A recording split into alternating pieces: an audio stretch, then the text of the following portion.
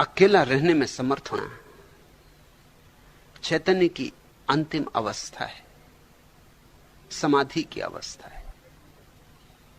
तुम्हारे चाहने से ही तुम अकेले नहीं रह सकोगे, साधना करनी होगी। तुम चाहो कि ताजमहल बना लूं, तुम्हारे चाहने से ही नहीं बन जाएगा। ताजमहल बनाना बड़ी कला की बात है। तुम चाहो कि तुम्हारी बगिया में बड़े बड़े फूल खिलें, कमल खिलें, मगर तुम्हें बागवानी सीखनी होगी। ये चाहने से नहीं हो जाएगा, ये कोई कल्पना की ही बात नहीं। और ताजमहल तो कुछ भी नहीं, कमल के फूल तो कुछ भी नहीं। वो जो भीतर कमल का फूल है, वो जो भीतर ताजमहल है, वो जो समाधि की अंतिम अवस्था है, उसके लिए गहन साधना से गुजरना होगा। चाहता तो कौन नहीं है कि अकेला रहे, लेकिन सभी की ये दुविधा है। अकेले रहो तो अकेलापन खलता है, और किसी के साथ रहो तो उसके साथ रहने में झंझट होती है। न साथ रह सकते ना अकेले रह सकते, यही तो मुसीबत है प्रत्येक की। कोई तुम्हारी ही नहीं, सभी की। क्योंकि अकेला होना एक कला है, एक साधना है, सीखनी पड़ेगी, आहिस्ता आहिस्ता आएगी। ध्यान से शुरू करो, जल्दी शिखरों पर पहुंच जाने की चेष्टा ना करो, कदम कदम चढ़ो, साक्षी भाव साधो, थोड़ी देर शांत बैठो, मौन बैठो, अपने को ही देखो, अपने ही मन को देखो। और एक ही दिन में यह हो जाने वाला नहीं, वर्षों लग जाएंगे। लगते लगते ये बात लगेगी, जगते जगते ये बात जगेगी। जिस दिन ये बात जग जाएगी, उस दिन तुम अकेले रहने में परिपूर्ण आनंदित हो जाओगे। तब अकेलेपन का अर्थ ही बदल जाता है। तब अकेलेपन में दूसरे की कमी नहीं खलती, तब अकेलेपन में अपने होने का आनंद आने लगता है। अभी तुम्हारा अकेलापन नकारात्मक, तब विधायक होगा। नकारात्मक अकेलेपन का अर्थ होता है दूसरे की मौजूदगी अखर रही कि नहीं, खाली जगह मालूम हो रही। कोई होता तो बात करते, चीत करते, कोई नहीं है, ये बात कांटे की तरह चुभ रही।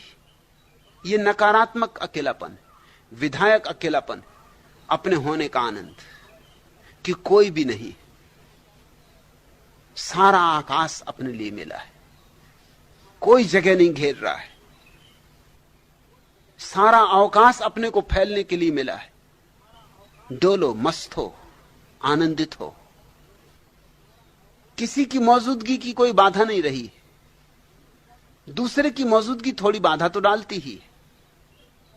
तुम्हारी स्वतंत्रता में दूसरे की मौजूदगी थोड़ी सी तो अड़चन डालती ही। तुम्हारी व्यस्तताएं क्या हैं?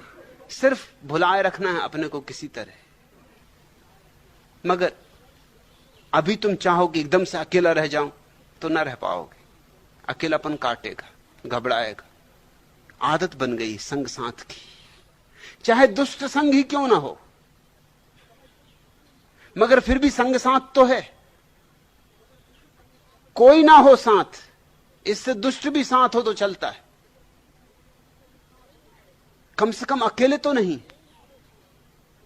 तो पहली दफे जब तुम अकेले रहोगे तो नकारात्मक होगा अकेलापन, दूसरे की याद खलेगी और दूसरे में अच्छे अच्छे गुण दिखाई पड़ेंगे जो कभी भी नहीं थे। पास रहो तो दिखाई ही नहीं पड़ते, दूर जाओ तभी दिखाई पड़ते। बुराइयां सब भूल जाएंगी, अच्छाइयां याद आएंगी। कहा कैसे कैसे सुख दूसरे ने दिए थे। पास आते से सुख भूल जाएंगे और दुख याद आएंगे कि ये बाई फिर चली आ रही। धीरे धीरे बैठो, 24 घंटे में 1 घंटा बचा लो। एकदम से 24 घंटे अकेले होने की जरूरत नहीं। 24 घंटे में 1 घंटा बचा लो। 1 घंटे के लिए अकेले बैठ जाओ। टेलीफोन बंद कर दो, दरवाजा बंद कर दो, पत्नी से हाथ जोड़ कर प्रार्थना कर लो कि 1 घंटा मुझे दे दो, 23 घंटे तेरे। बच्चों से हाथ जोड़ के क्षमा मांग लो कि 1 घंटा मुझे छोड़ दो।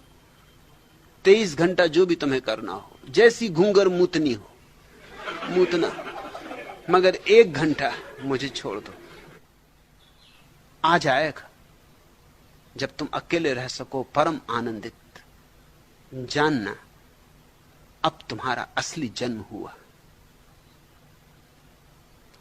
तुम द्विज बने, तुम ब्राह्मण हुए, क्योंकि अब तुम्हारा ब्रह्म से संबंध हो सकता है।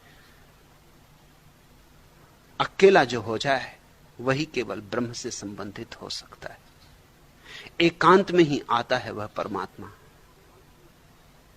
जब तुम बिल्कुल शून्य होते हो तभी वह आता है और तुम्हें भर देता है, सदा के लिए भर देता है। झरत दसों दिस मोती।